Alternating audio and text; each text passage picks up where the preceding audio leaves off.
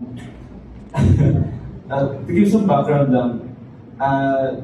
these poems are not written to be shared.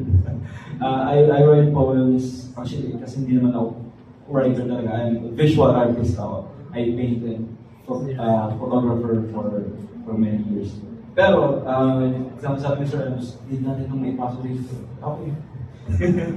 Kumuha ako sa diary ko ng mga poem, binigay ko sa Sir Ems, sabi ito, ito yung pasok. I wrote this poem at the time when my pet died.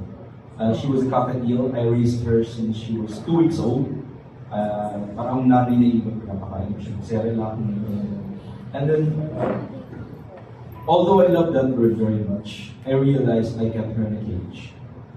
So, nung sinabi kong nakakatakot mamatay yung alaga ko, pero at the same time, maybe at least in that, maybe she can fly free. Maybe something like that.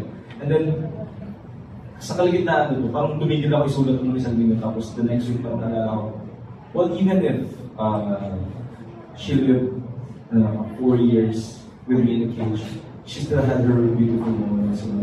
Pumunta kami sa park, pinapalipad ko siya, bumabalik siya, and then we had our beautiful, cute moments.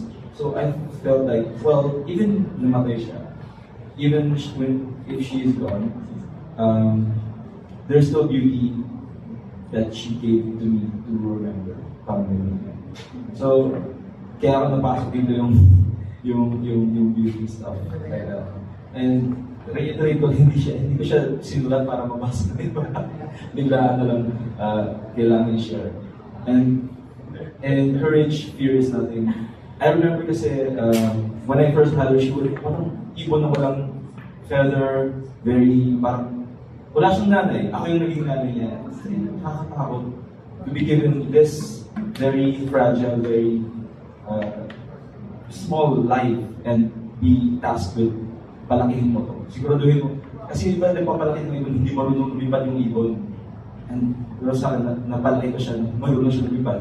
And then sabi ko, takot ako, and then years later, naalala ko kung saan na lang kami pumunta. And then, well, kung natakot ako nung una, tapos pinamigay ko itong ibon na to, I would not have experienced such beautiful things with that girl, even though she's gone. Thank you.